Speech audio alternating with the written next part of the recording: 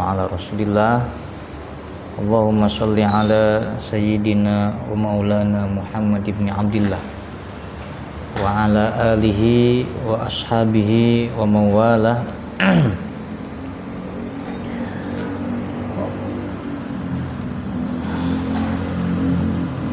Rabbi shrah li sadri wa yassir li amri wa hlul 'uqdatam min lisani yafqahu qawli, amma ba'd.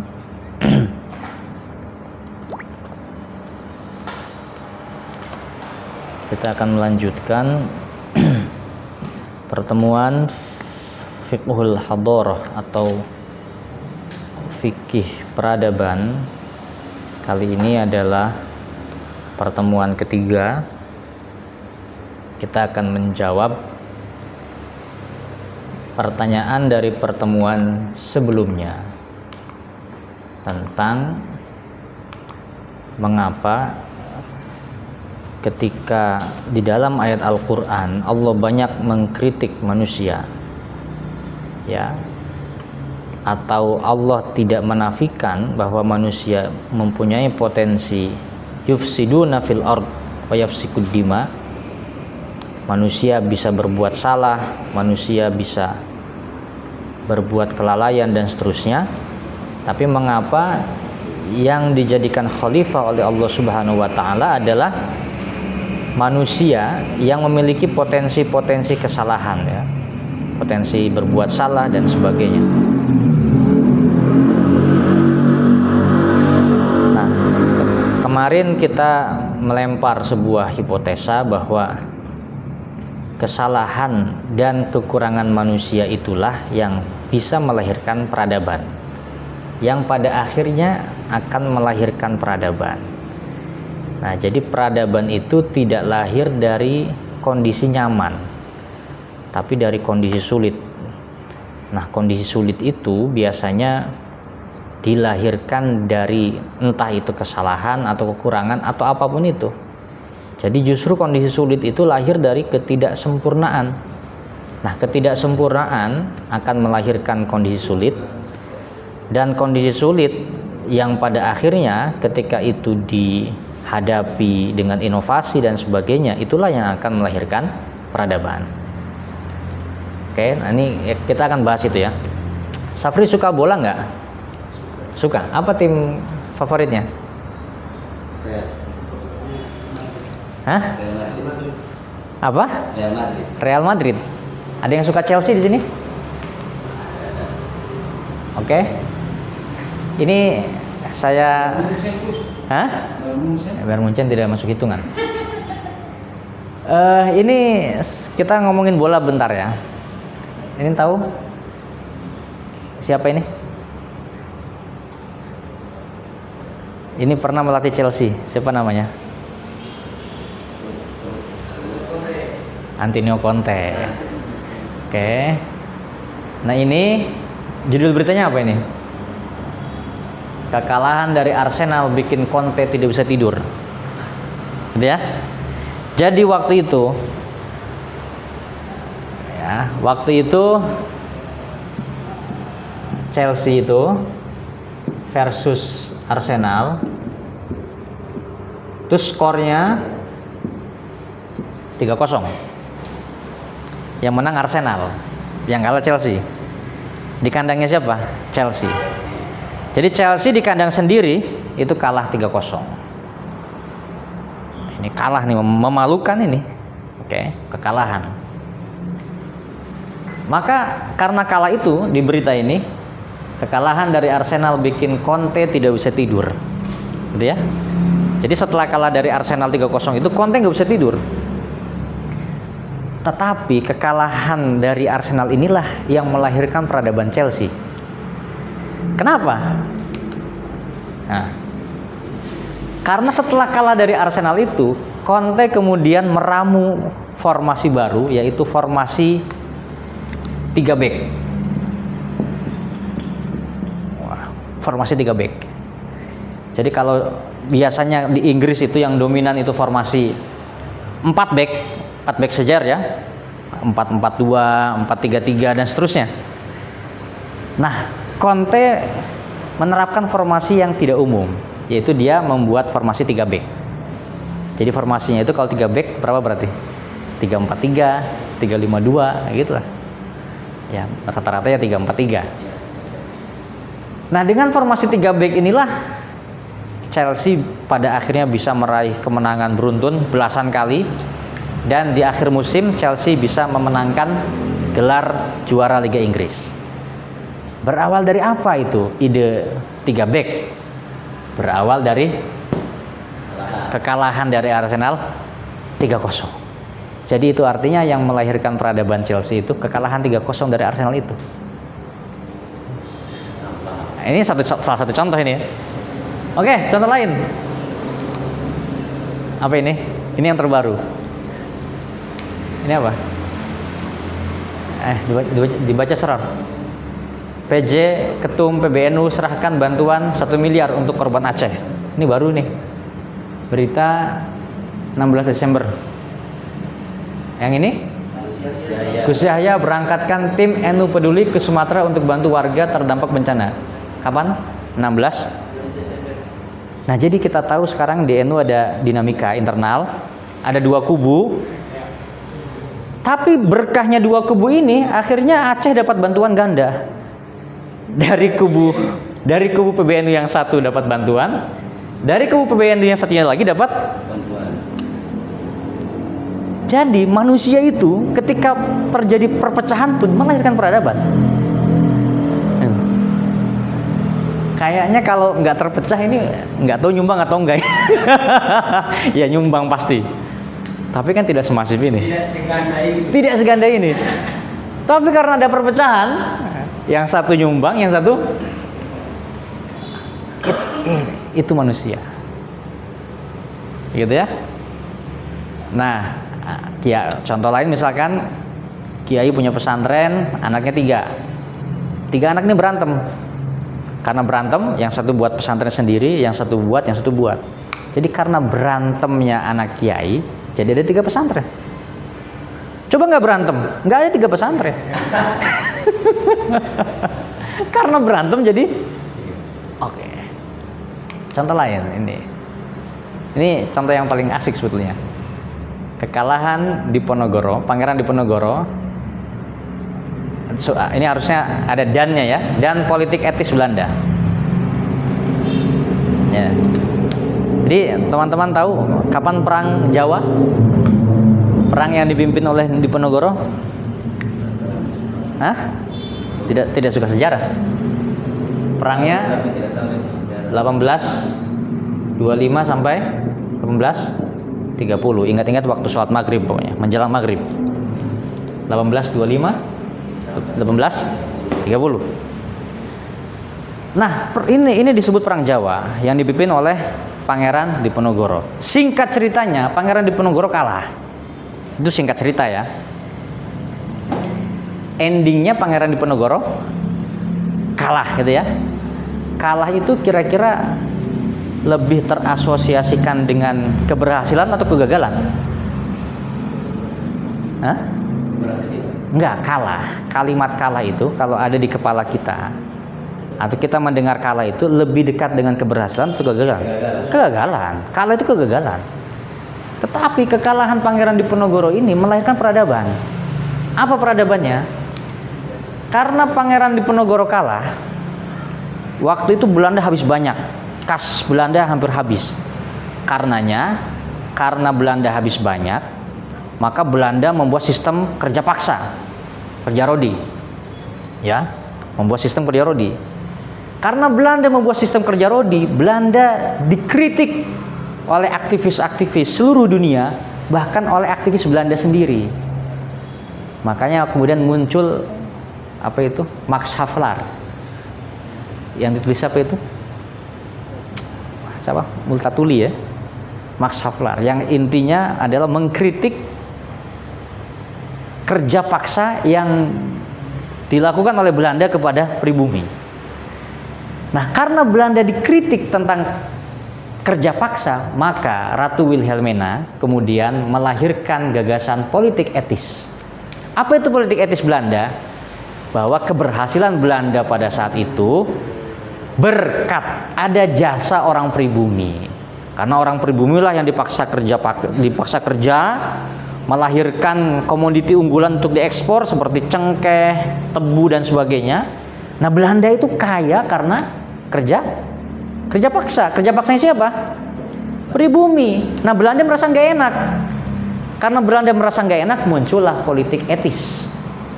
Politik etis itu intinya apa? Irigasi, edukasi, emigrasi.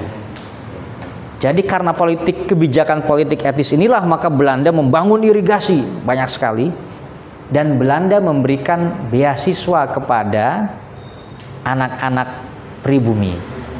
Salah satu yang dapat beasiswanya adalah Muhammad Hatta, Sultan Syahrir dan sebagainya, yang kemudian pulang membawa gagasan kemerdekaan. Nah, jadi gagasan kemerdekaan itu disumbang ya oleh politik etis Belanda. Nggak mungkin orang seperti Sultan Syahrir, Muhammad Hatta punya gagasan yang begitu berlian seandainya tidak kuliah di Belanda. Dan mereka bisa kuliah di Belanda karena ada politik etis. Kenapa ada politik etis? Karena ada kerja rodi, kerja paksa. Kenapa ada kerja paksa? Karena ada kekalahan Pangeran. Jadi kekalahan Pangeran Diponegoro melahirkan peradaban.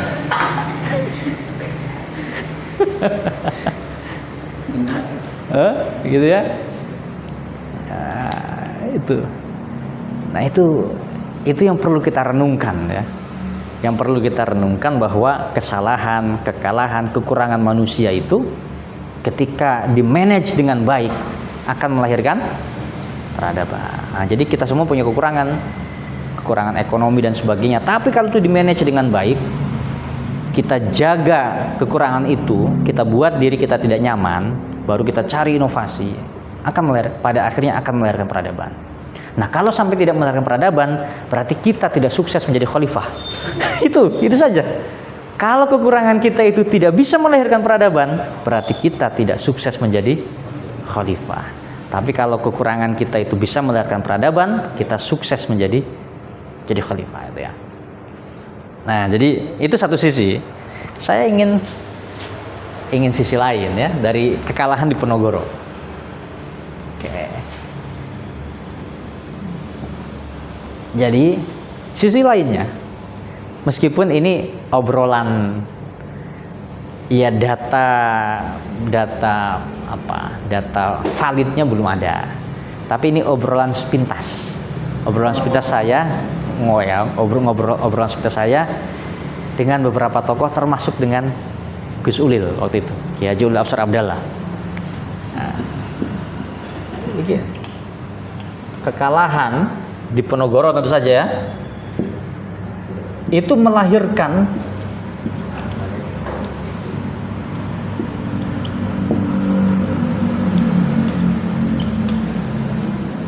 ya. Jadi kekalahan Pangeran Diponegoro itu melahirkan peradaban pesantren. Nah, itu ya. Kenapa bisa seperti itu?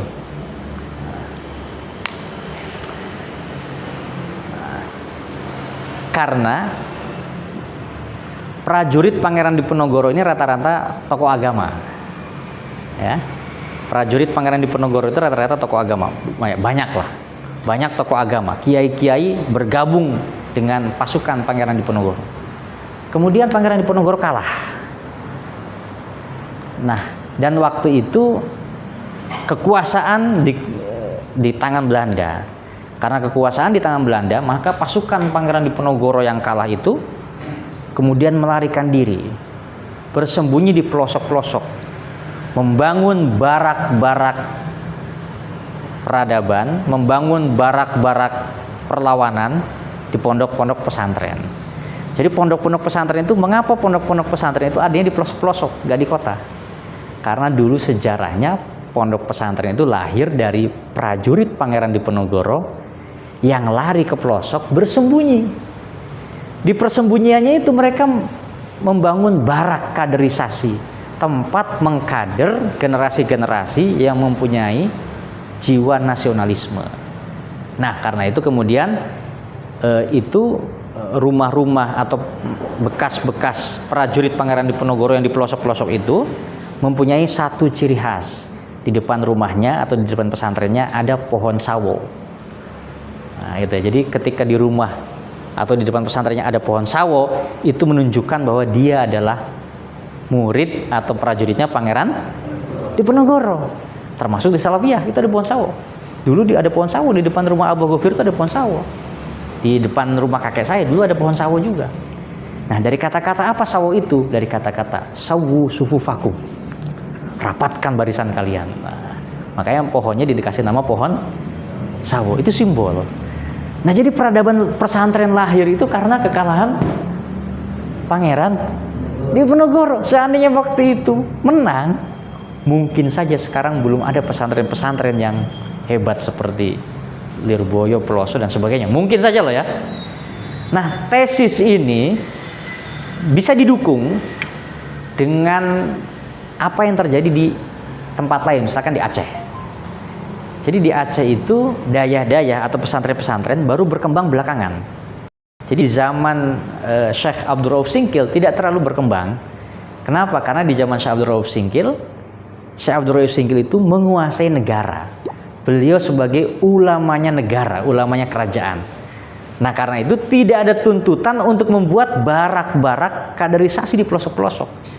Tapi karena ini kalah dan prajuritnya harus melarikan diri ke pelosok-pelosok, dan di pelosok-pelosok itu dibangun barak-barak kaderisasi, maka dari pelosok-pelosok itulah lahir peradaban pesantren. Jadi peradaban pesantren lahirnya dari apa? Kekalahan. Jadi kekalahan Pangeran Diponegoro itu melahirkan banyak hal.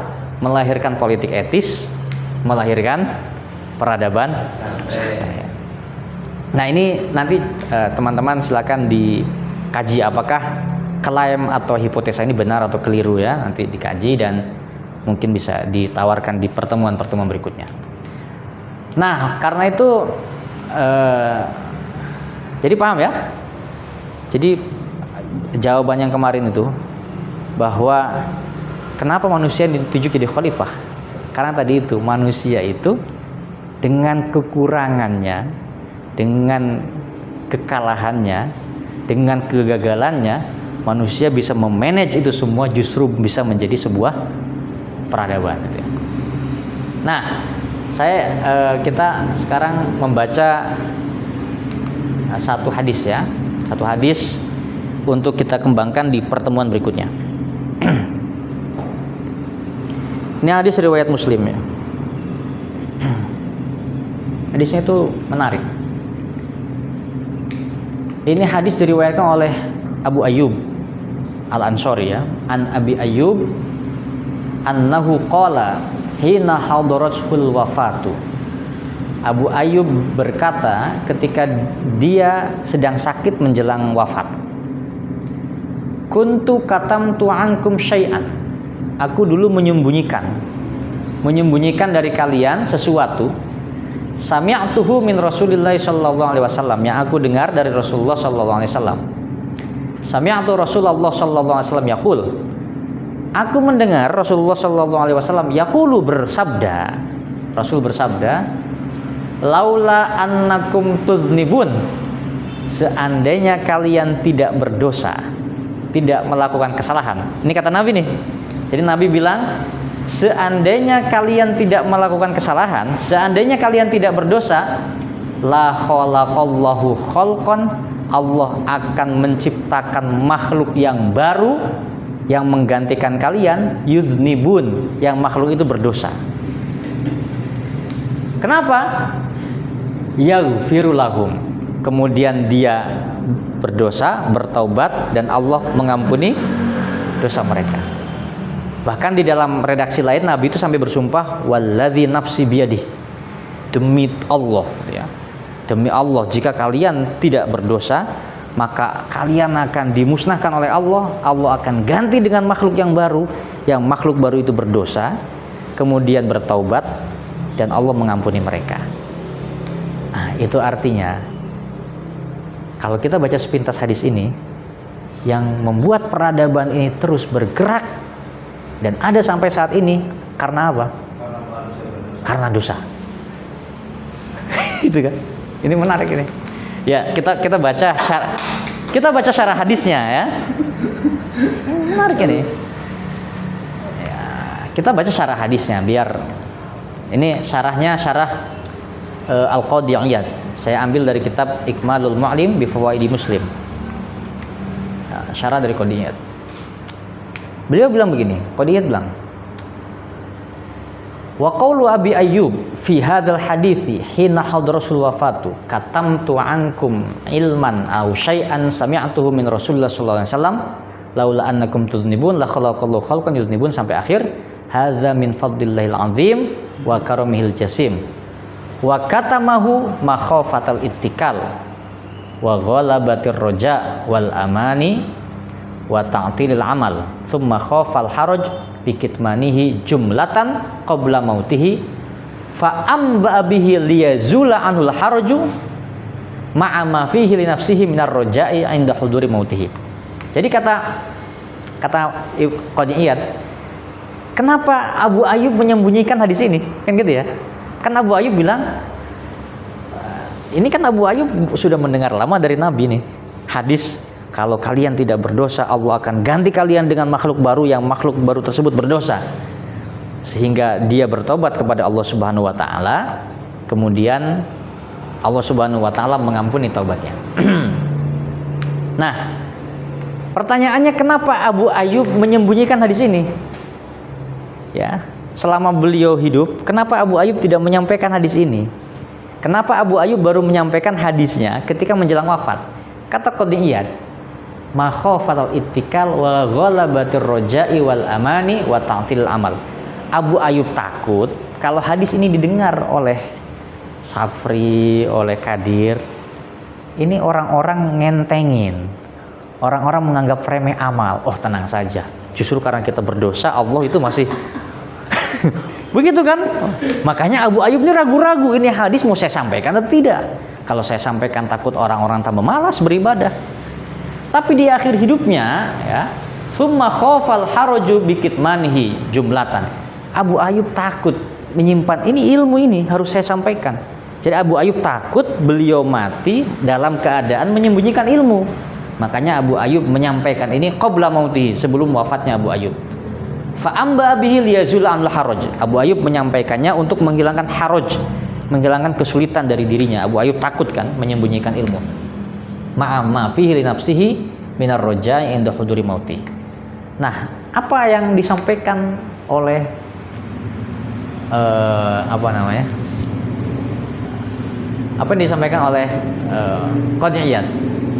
Wa hakadha yajibu limudzakirin nas wa wa'idhihim alla yukthiru alaihim min ahaditsir raja'i li alla yanhamiku fil ma'asi wat ta'til lil a'mal wal ittikal. Nah, sampai akhir walakin wal imam fi dzalika.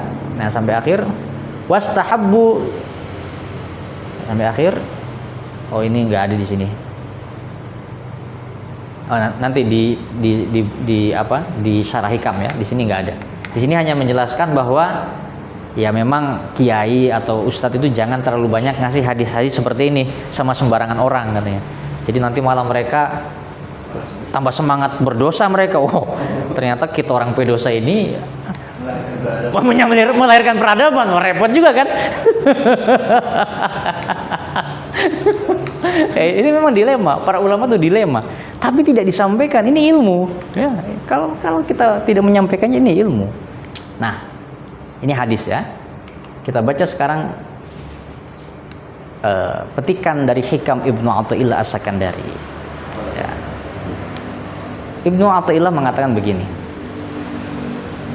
Rubbama fatahalaka babat ta'ah wa ma fatahalaka babal qabuli.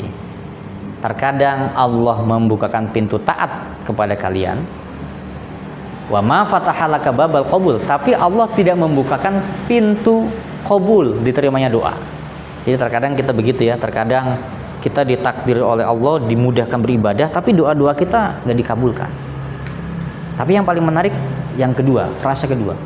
Wa rubbama qada 'alaika bidzambi, dan boleh jadi terkadang Allah mentakdirkan kamu berbuat dosa. Fakana sababan fil wusul, Tapi dosa inilah yang menyebabkan kamu wusul sampai kepada Allah Subhanahu wa taala.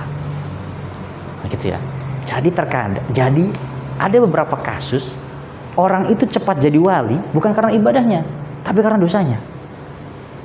Nah, ini menarik kan? Menarik ini. Kemudian ada petikan hikmah setelahnya. Maksiatun awrathas dzullan waftiqaron.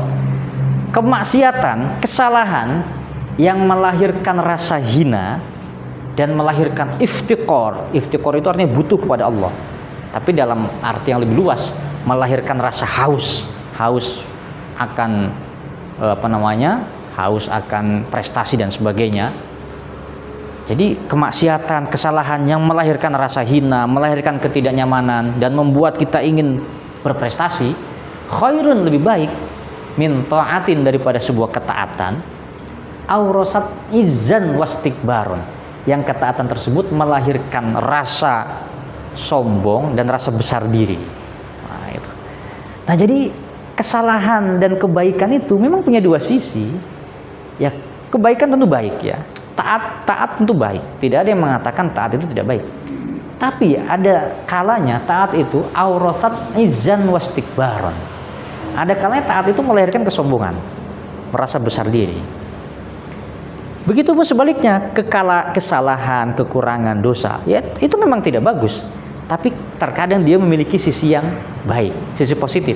Sisi positifnya ketika apa? Aurosat dzullan waftiqaron. Sisi positifnya ketika dia melahirkan dzullan, rasa rendah, ya, rasa kita ini, ternyata saya ini masih kurang, masih banyak kekurangan, masih banyak dosa. Waftiqaron, dan kita butuh kepada Allah. Butuh kepada, kita harus cari relasi, cari ilmu yang banyak. Karena perasaan ingin mencari ilmu yang banyak, ingin dapat relasi yang banyak itu, perasaan seperti itu muncul dari ketidakmampuan. Kalau kita merasa sudah mampu, ya ngapain? Mau saya sudah punya uang, udah cukup lah, sebulan punya uang 20 juta, udah punya istri, sudah punya anak, punya rumah, punya mobil, cukup lah, gak usah. Nah, orang seperti itu tidak akan berkembang, tidak akan melahirkan peradaban. Orang yang akan melahirkan peradaban itu orang yang di dalam dirinya ada dzullan waftiqaron, merasa kurang, merasa kecil, merasa haus terhadap banyak hal, haus kepada ilmu, haus kepada jejaring, relasi dan sebagainya. Nah, dan perasaan haus seperti itu akan lahir dari kondisi tidak nyaman. Nah, kondisi tidak nyaman lahir dari kekurangan. Jadi itu siklusnya begitu. Nah, kalau orang sudah muslimin, misalkan mertuanya juragan sawit, punya 100 hektar sawit, ya kan? Yang di Lampung itu ya, belum yang di Gorontalo. Wah, karena istri anak tunggal, tiap bulan dapat 200 juta. Merasa nyamannya sudah muslimin hanya di rumah. Di rumah menikmati 200 juta, foya-foya. Merasa nyaman, nggak produktif. Meskipun hidupnya enak dan duit bisa habis. Tiba-tiba misalkan kebakaran sawitnya dan sebagainya, tidak punya potensi untuk bertahan hidup. Tidak punya potensi untuk mempertahankan kejayaannya. Beda dengan orang yang memang punya jiwa tadi itu, wah saya punya banyak kekurangan ini. Saya punya banyak kesalahan, harus ditambal. Bagaimana caranya? Mencari dia. Kemudian dia mendapatkan skill baru, mendapatkan kenalan baru, jejaring baru. Itu melahirkan peradaban.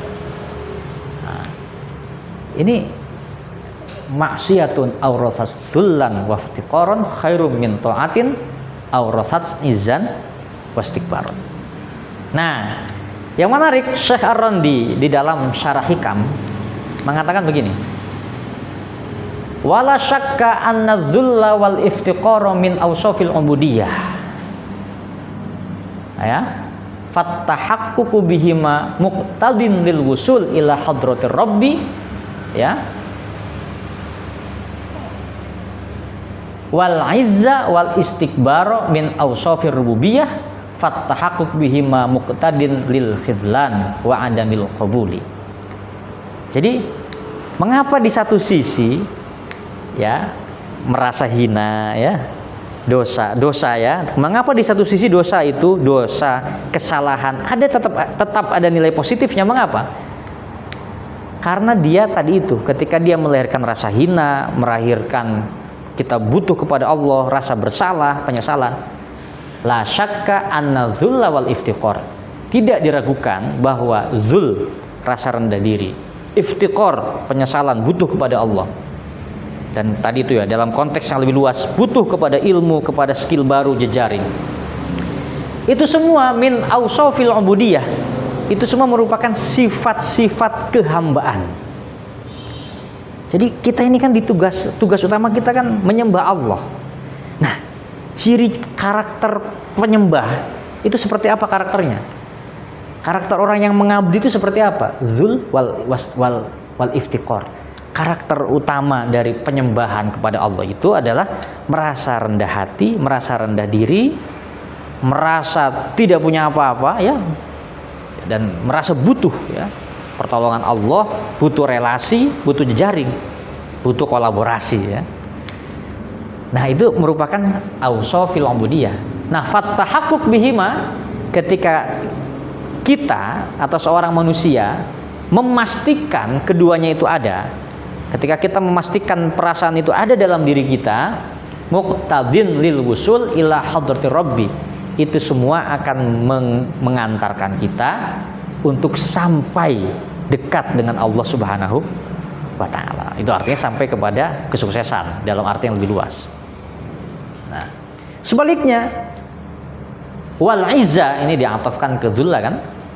Wal izza wal istikbaru, sedangkan sifat besar hati, berbangga diri yang biasanya itu lahir dari kesuksesan ya, lahir dari ketaatan, kadang ketaatan tuh melahirkan itu. Nah, justru itu min ausofir rububiyah, itu sifat Tuhan. Jadi berbangga diri, berbesar hati, merasa cukup, itu sifat rububiyah, sifat ketuhanan. Manusia nggak berhak punya sifat itu. Nah, fattahaqquk bihima, ketika seseorang dipastikan punya sifat-sifat tadi itu, muqtadin lil khidlan, justru itu akan mengantarkan kita kepada kehinaan, kegagalan, wa adamil qabul, dan itu akan mengantarkan kita kepada adamil qabul, tidak diterima oleh Allah Subhanahu wa taala. Nah, jadi itu sisi lainnya ya. Nah, jadi mengapa kesalahan manusia itu bisa melahirkan peradaban? Karena ini. Karena ketika manusia kalah, ketika manusia salah, ketika manusia gagal, dia merasa hina. Ya, dia merasa hina, merasa tidak mampu apa-apa, merasa butuh, baik butuh pertolongan Allah, butuh jejaring, butuh relasi dan sebagainya. Dan sifat itu, itulah hakikat ubudiyah, itulah hakikat beribadah kepada Allah. Jadi hakikat beribadah kepada Allah itu ketika kita merasa kurang, merasa haus, merasa butuh, merasa berkolaborasi. Tapi ketika orang itu merasa nyaman, merasa tidak butuh apa-apa, merasa dia cukup dengan dirinya sendiri, itu adalah ausofur rububiyah. Itu sifat Tuhan, tidak berhak dimiliki oleh manusia. Maka menang terus itu bahaya, nggak akan melahirkan peradaban. Karena kalau menang terus akan melahirkan izz wal istikbar. Oke, itu kesimpulannya. Nanti data-data tadi kita perdalam, kita elaborasi di pertemuan berikutnya. Silakan jika ada yang mau ditanyakan.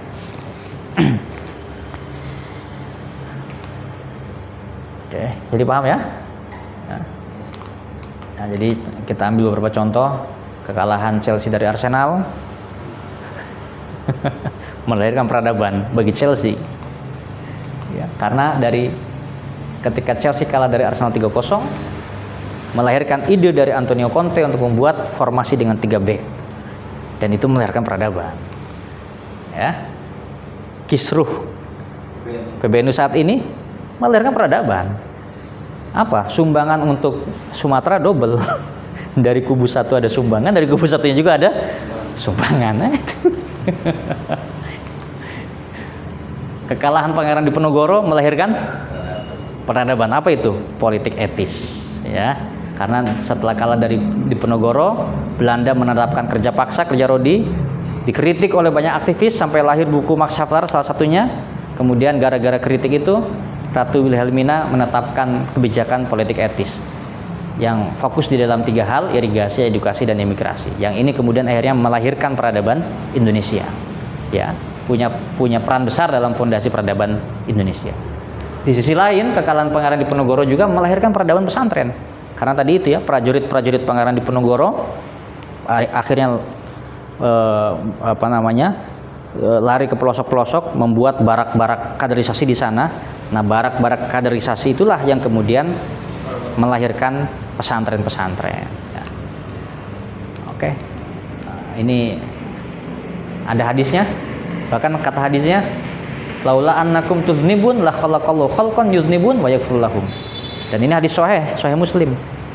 Seandainya kalian tidak berdosa, tidak melakukan kesalahan, Allah akan mengganti kalian dengan makhluk baru yang makhluk tersebut melakukan kesalahan.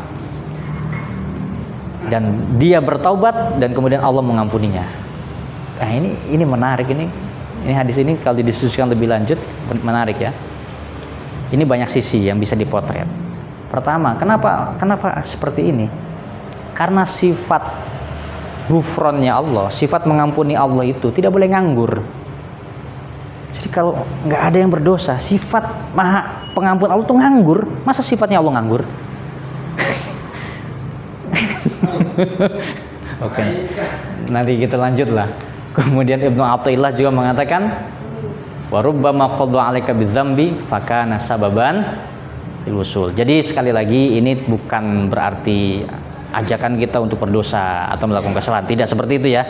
Tapi maksudnya agar kita bisa melihat perspektif lain dari sebuah kesalahan, dari sebuah kekurangan, ya, bahwa ternyata ketika ada sebuah kesalahan, ada sebuah kekurangan, ketika itu disadari dengan cepat, dicari jalan keluarnya, melakukan segala upaya, ada rasa dzul, ada rasa iftiqor, kemudian kita terus bergerak untuk menambal itu. Nah, itulah yang akan melahirkan peradaban. Jadi peradaban tidak lahir dari kondisi nyaman ya, tapi dari kondisi yang justru tidak nyaman. Oke, cukup. Ada yang mau tanyakan? Atau butuh mikir dulu? Apa udah lapar? Hah? Ya, apa? Ada satu pernyataan dengan satunya pertanyaan. Apa? Pertanyaan tapi agak pernyataan sedikit. Oh ya, banyak juga nggak apa-apa. Kan ini di hadis ini mengatakan bahwasanya kalau seandainya semua manusia itu melakukan kebenaran, maka Allah ganti dengan manusia yang melakukan kesalahan. Kenapa? Tadi kan hadisnya terus. Iya. Jadi hadis di situ menyebutkan bahwasanya ketika manusia itu secara menyeluruh melakukan kebaikan, maka akan diganti oleh Allah dengan manusia yang berbuat dosa atau kesalahan. Jika tidak ada manusia yang berdosa, maka Allah akan mengganti dengan makhluk baru, begitu ya? Berarti ini Gus, pernyataan ini itu apakah sebuah kesalahan secara menyeluruh itu melahirkan peradaban? Seluruh kesalahan itu apakah melahirkan peradaban? Nah, kemudian kedua kan ada yang ketika di situ menyatakan bahwasanya ketika sudah melakukan sebuah kebenaran akan diganti dengan manusia yang akan melakukan kesalahan. Nah, ini kalau ketika kita lihat realita bahwasanya kalau para wali itu yang sudah dikenal banyak orang itu kan biasa meninggalnya cepat. Kemarin kan banyak ya itu yang meninggal, Aulia yang meninggal. Nah, itu kira-kira termasuk dari hadis itu atau gimana? Oh, saya nggak tahu kalau yang kedua itu. Iya, jadi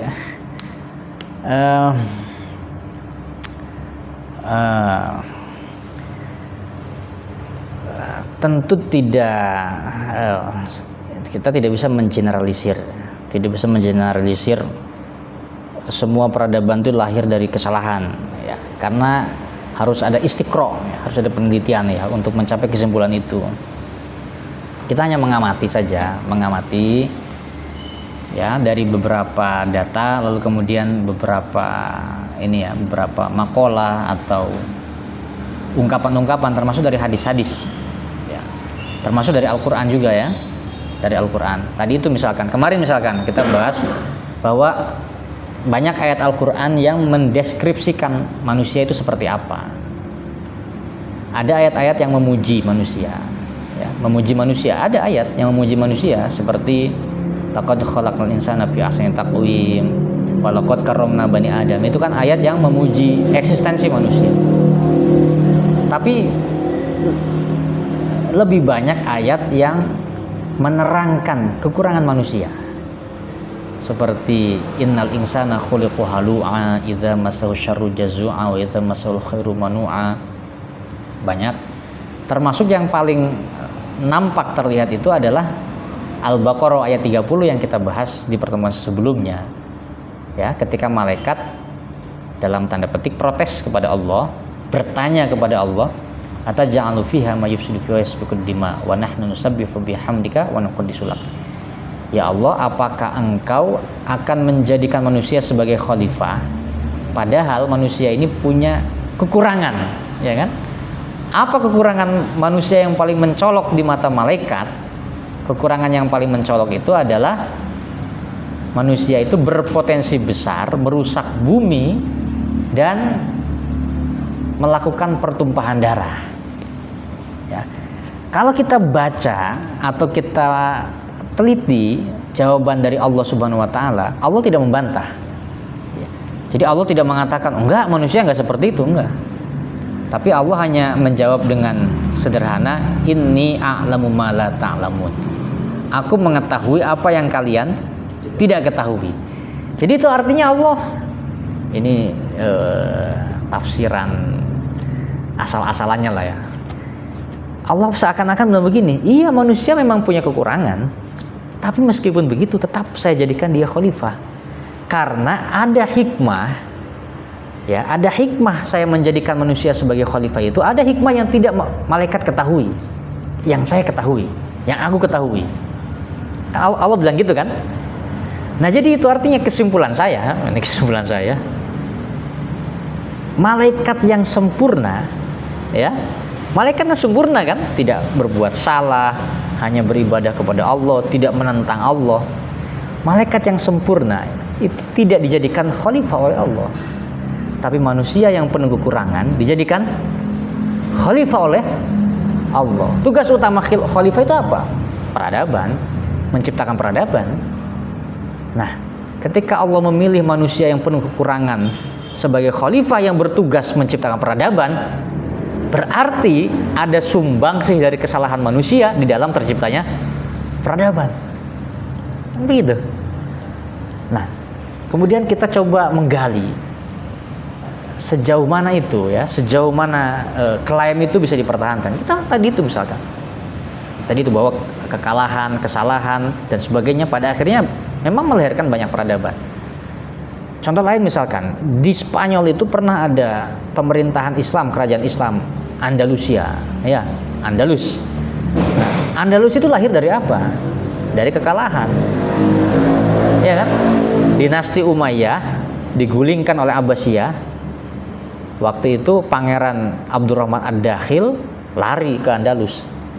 Lari ke Andalus membuat pemerintahan baru di Andalus. Makanya itu disebut sebagai Umayyah.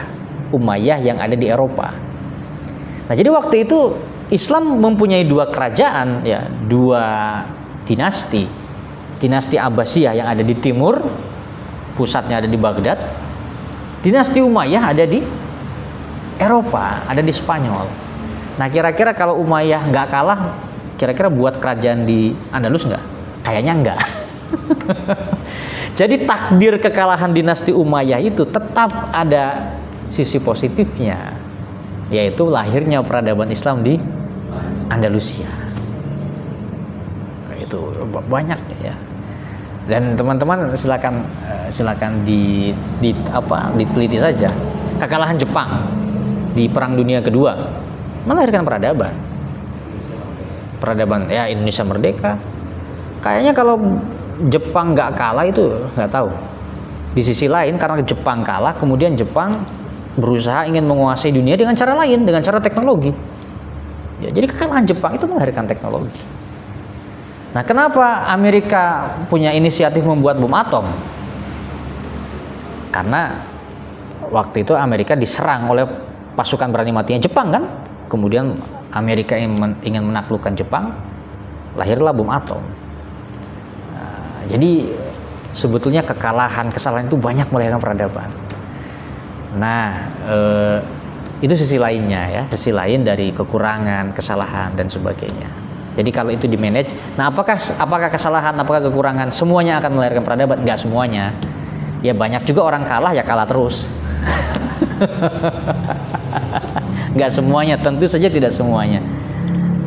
Nah, kekalahan atau dosa seperti apa yang akan melahirkan peradaban? Tadi kita sudah baca hikam ya, bahwa ma'siyah awratsat dzullan waftiqaran. Itu sebetulnya kata kunci menurut saya. Meskipun konteksnya tidak terlalu mirip ya, tapi ini bisa kita ambil ibrohnya, bahwa ketika ada perasaan zul, ada perasaan iftiqor. Zul itu artinya merasa rendah, iftiqor artinya merasa butuh. Nah, itu ya. Jadi kita merasa rendah, merasa kurang, merasa kalah, merasa malu. Kemudian iftiqor, kita butuh, kita haus kepada ilmu baru, haus kepada skill baru, haus kepada teman baru, kenalan baru, jejaring baru, dan seterusnya. Nah, jadi ketika kekurangan kita melahirkan zul wal iftiqor, itulah nanti yang akan melahirkan kemajuan dan melahirkan peradaban. Nah begitu, kita tutup dulu ya, sudah jam 10, kita makan malam dulu. Demikian, insya Allah kita bertemu besok malam di kajian Sirah Nabawiyah. Wallahul muwaffiq ila aqwamit thoriq. Wassalamualaikum warahmatullahi wabarakatuh.